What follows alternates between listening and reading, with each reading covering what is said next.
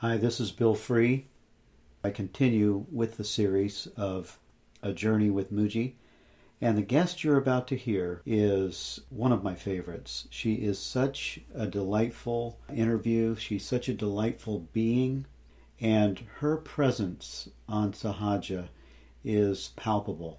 She really is an influential part of the Mooji team.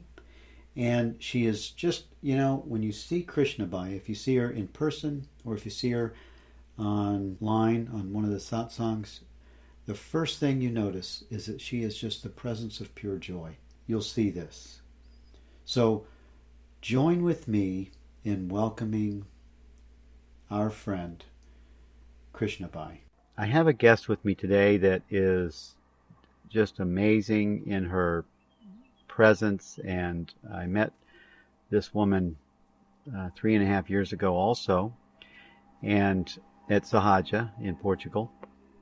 And I just want to introduce a beautiful being named Krishnabai. Welcome to the show, Krishnabai. Thank you very much, Bill. Yeah.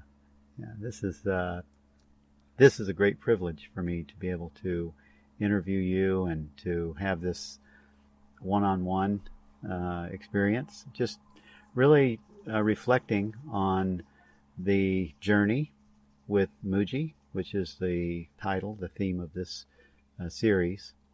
And I just want to ask you a few easy questions, like what was the start between you and Guruji? Oh. It feels like I've known him forever. Like before the beginning, I've known him, been one with him. But in his physical presence, I met him first time in Tiruvannamalai. I think it was 2009.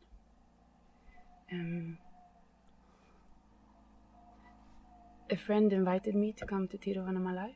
I didn't know anything about satsang, not much about meditation or anything similar to his teaching. And I showed up early one morning for satsang, sitting waiting for Guruji to come. And I felt there was very strong, beautiful vibration just being in the room.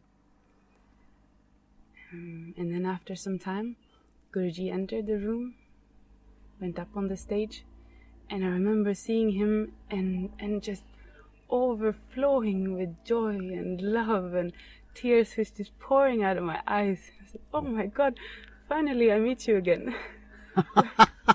Wow. And like a long lost friend, but more intimate than a friend. Like I've known you from long before, and was very, very touched by the meeting. I don't know how much of his words that really went in, but the vibration, and my heart was just full of gratitude, love. Wow. So there seems like there's a soul connection there that recognized itself, that you recognized Guruji in a soul connection. That's what it sounds like. Yeah. I would say that Guruji is mirroring and reflecting, of course, the pure self within us. He's reflecting our essence, like the supreme God within us. Mm.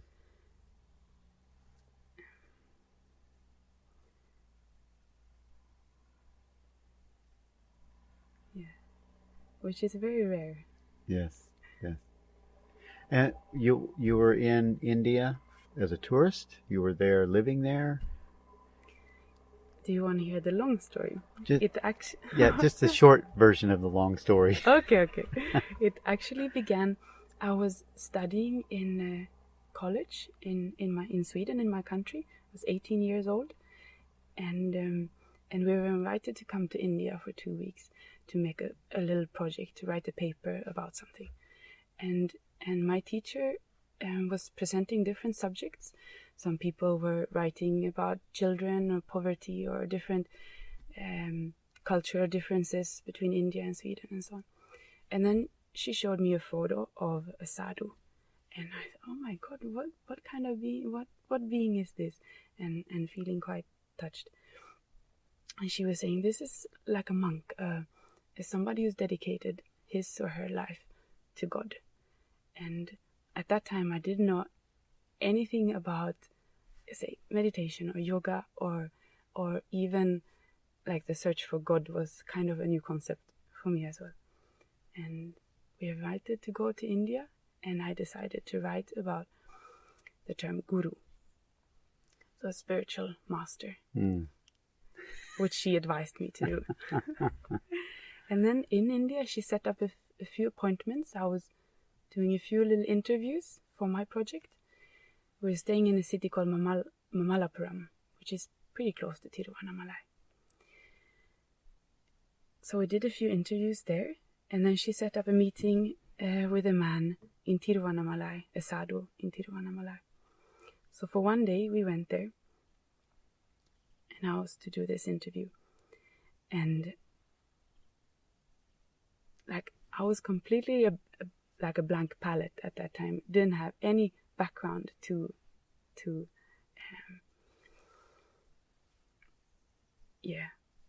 what you may say, to any the of these search for God. ideas. Yes. Yeah, yes. And then being again very, very, very struck and touched by coming to Arunachala, the holy city of Tiruvannamalai, Arunachala, Ramana Maharishi's ashram, and seeing all these sadhus, monks walking around on the street. Hey, my God, it's possible to live a life searching for God, searching for something that is true, something that is beyond all concepts, all ideas, all effort, all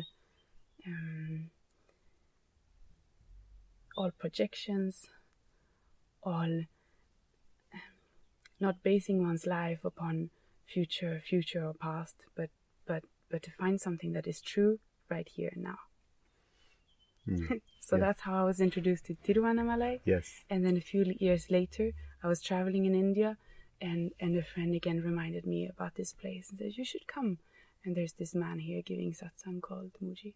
So I went back. Very nice. Oh, that's a perfect, really complete imprint of the introduction to not only Guruji, Mooji, but also your own spiritual journey.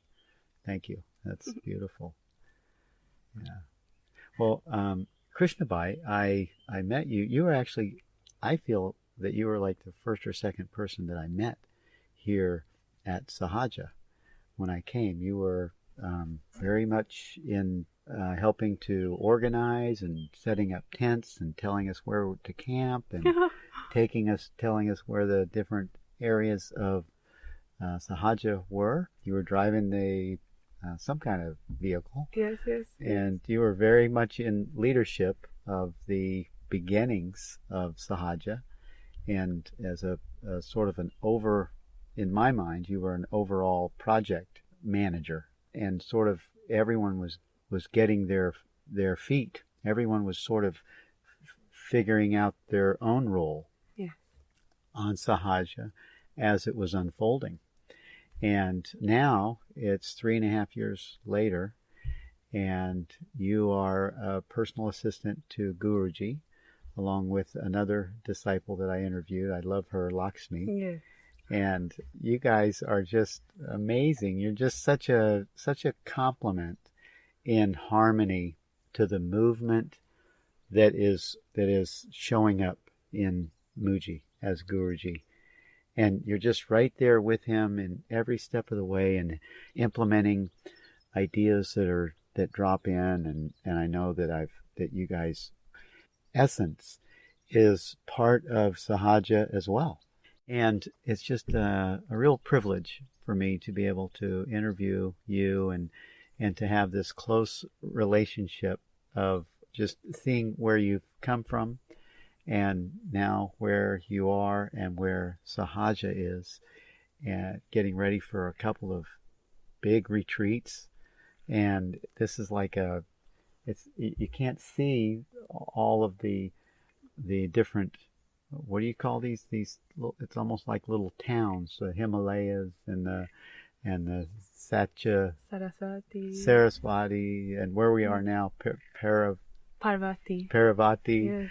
and Mount Zion, and Ananda, and all of these beautiful areas where I feel that you all, I know that you were sent by God. You were sent here as consciousness to wake up a huge influx of beings that are ready for awakening.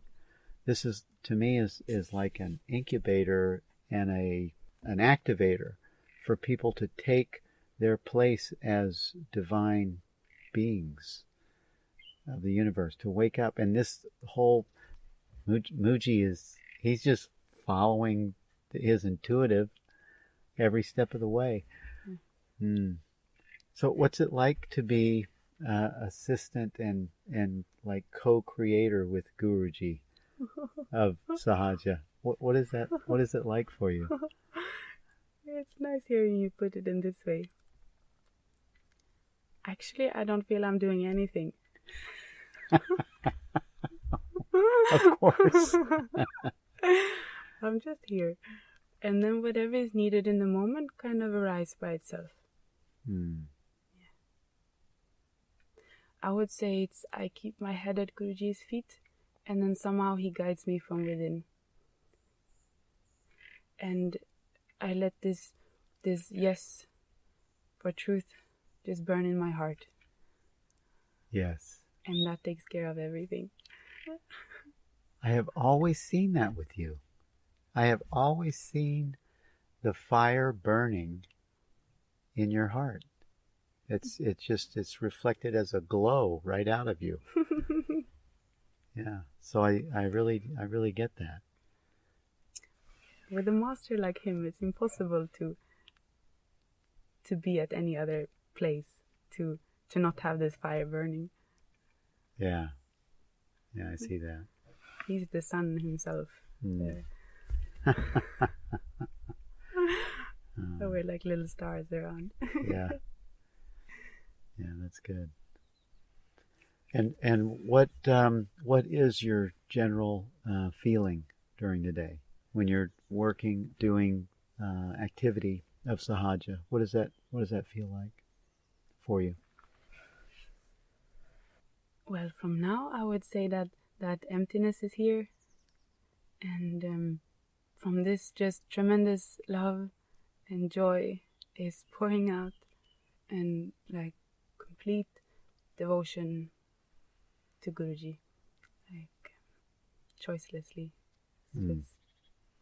It's in the bone. Yes. And in terms of activities, like especially now leading up to the retreat, it's a very intense period with a lot of work from early morning to late evening. We're busy all around the land doing things and having to keep things in mind. But somehow this emptiness remains the same. Yeah. I really appreciate... Oh, thank you. I'll have some of that. I really appreciate the general... When I first came to Sahaja, as you remember, there was no electricity. The one caravan where the office was had that was really designed for 4 people. Yes. Usually had 18 people in it. Yes. With computers and wires and yes. And now there's full electricity, and there's places to stay that are almost like a hostel. Yes. It's a big upgrade from a tent when you can be in a hut or a terrace. And so in that unfolding, did you know that it was going to be this? Did you have any idea 3.5 years ago that this was going to be a retreat center for hundreds of people, and that this was the vision that was given? Did you have that in mind? Well, somehow knowing that it's a very auspicious place here, and that many beings will come here and benefit from from the energy field and the strong vibration of Sahaja. Mm. This is very clear, and it has to be. This has to be shared with those who have a longing for truth, those who want to come home. It's what this place is for, and we're just facilitating that to happen. Mm. But there's never been a clear idea how that's gonna take shape, and that things were gonna move so rapidly. I mean, in a very short period, a lot of things have happened. It's quite, compared to before, it's quite developed now. Oh, and it's still very humble. it's remarkable. Yes. It's like a city, and that you can't see. Yes. It's like a city that you can't see until you're inside the woods. Yes. And then it shows up around this corner is a little meditation place, and around that corner is a place for showers and a sauna. Yes. And yes, over yes. here is a little cafe where you can get refreshments or a cappuccino. Yes. And It's very beautiful how organically everything has just sprung out of itself. Like, there's a need arising for something, and then the right person shows up to do that job, or everything is working in very beautiful synchronicity. And everything made with so much love and care also. Like, every plant that's planted, every stone that's placed, every piece of wood that's been put together is done with full love. yes, I know. And that's also the power of the place. Yeah. Mm. Well, I have put my own love into Yes. everything that I've done Yes. here, and it was just there was no effort. It was fun. At the end of the day, you're just loving Yes. your brothers and your sisters, your other beings, and the experience doesn't even feel like it's work. Yes. While you're doing it, it's just like, okay, being present with this. Okay, now I'm present with this. Oh, okay, this needs to be done, present with that. Yes. And Sahaja offers a sort of an energy that causes you to slow down a little bit, or a lot. And also, one of the things that I witnessed when I was here 3.5 years ago was Guruji he implemented a quietness during meals. Yes. He implemented that because there was a lot of talking, maybe 5 or 6 conversations taking place at a time during meal times, and Mooji got the intuitive that this needed to be changed, or this needed to be directed inwardly instead of so much noise outwardly. Yes. And that had a huge impact on me Yes. then, but more of an impact on me now, because it's like it has become the culture of Sahaja to don't be so social. Yes. It's not necessary. Can you comment on that? Well, the physical silence is sometimes reminding us of our inner silence. Cutting out socializing and a lot of talking, and giving more time for contemplation and introspection is very, of course, very helpful and important. What Guruji keeps pointing us to is the inner silence that's unchanging, that's always here. And then sometimes in our movements, even when we need to communicate or communicate a lot, the silence remains. So this is the essence of his guidance. And then we've seen for example, in the dining area and so on, by cutting out noise or asking people to eat in silence, that is supporting their satsang.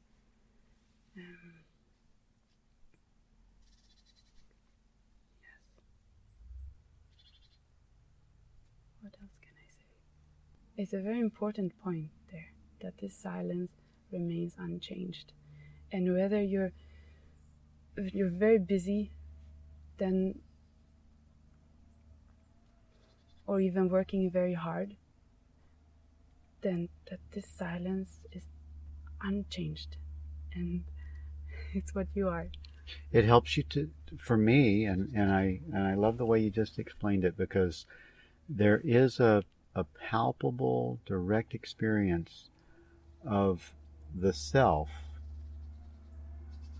in this practice of silence, in the practice of not being so noisy, so social.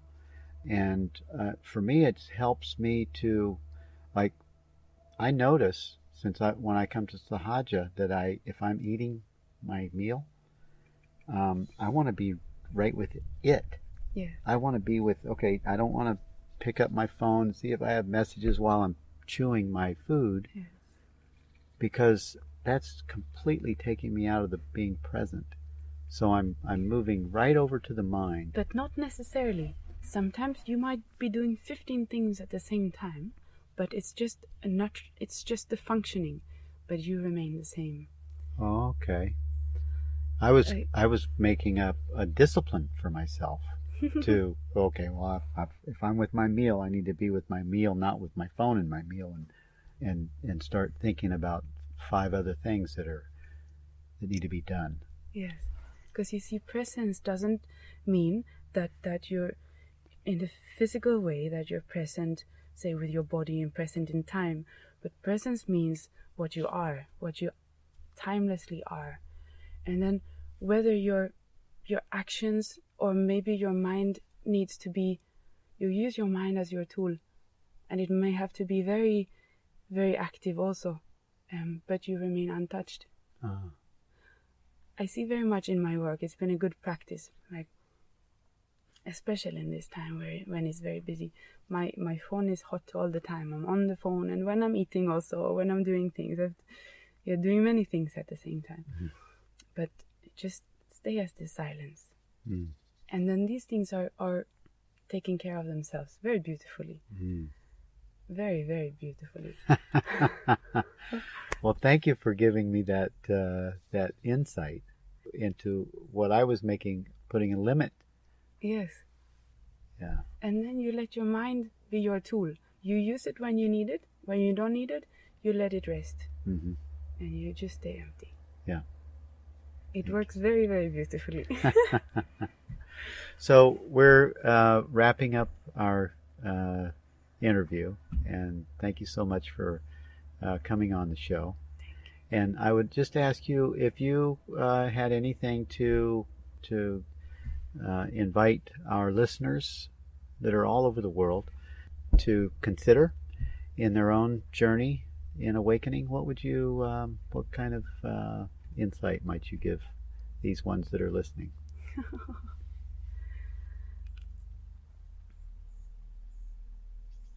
Well, I would say if you have a longing for God, if you have a longing for going beyond culture conditioning, going beyond personal conditioning, going beyond every limitation. If you have a longing to recognize what you are, to recognize the boundless, the timeless, the limitless, the supreme truth that you are, then I would invite you to come to satsang. Mm. Satsang means company with truth. So this is where we're pointed back to what we are, beyond any kind of conditioning, beyond the form also. And it's very, very simple.